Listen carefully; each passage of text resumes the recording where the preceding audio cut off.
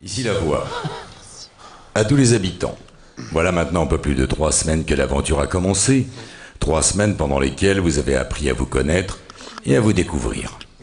Cette semaine, 5 candidats sont nominés. Jarko, Morgan, Geoffrey, Simon et Joff. L'un d'entre eux quittera définitivement la Maison des Secrets lors du Prime. Pour certains, cette élimination sonnera comme la fin d'une belle aventure, et pour d'autres comme une séparation d'un être cher. La voix vous propose donc aujourd'hui de dire aux nominés de votre choix ce que vous avez sur le cœur. Tour à tour, vous prendrez place sur l'un des fauteuils rouges, puis vous demanderez aux nominés de votre choix de s'installer en face de vous sur l'autre fauteuil rouge. Vous pourrez alors lui expliquer en quoi votre rencontre avec lui vous a marqué. N'hésitez pas à lui dire ce que vous n'avez jamais osé lui dire avant, car vendredi, l'un d'entre eux quittera à jamais la Maison des Secrets. Jonathan, c'est toi qui commence. Merci de prendre place sur le fauteuil rouge. À quel nominé souhaites-tu parler? Alors, à qui je vais parler 30 secondes de réflexion.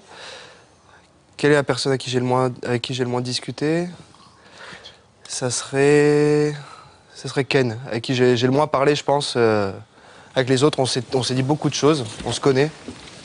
Voilà. C'est pas la peine. Geoffrey, donc tu prends place sur l'autre fauteuil rouge. Moi, je t'ai choisi donc parce qu'on a un petit peu moins discuté au début de l'aventure. C'est vrai que t'étais un petit peu en retrait comme moi, t'as la même attitude que moi.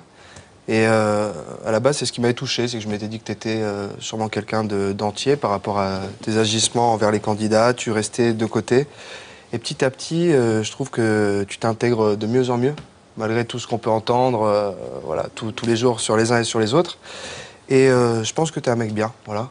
Et tout ce que je peux... Après, j'ai pas vraiment grand-chose à te dire que je t'ai pas dit en face, sauf que t'es de mieux en mieux dans la maison.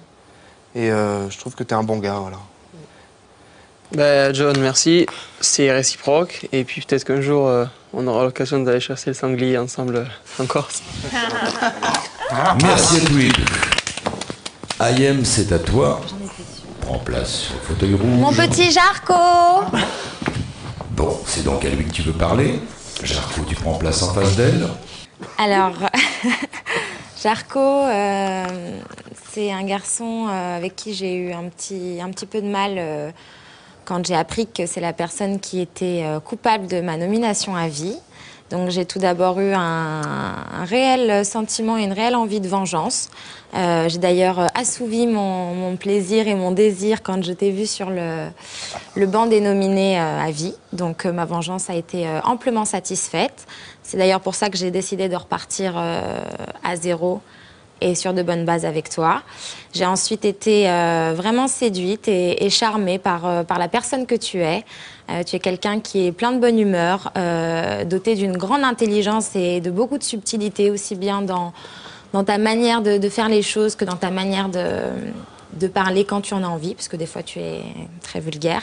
Mais voilà, dans la globalité de la chose, tu restes quelqu'un qui me touche énormément, que j'apprécie. J'aurais aimé avoir quelqu'un comme toi dans mon entourage, qui prend parti et qui défend les personnes auxquelles il tient.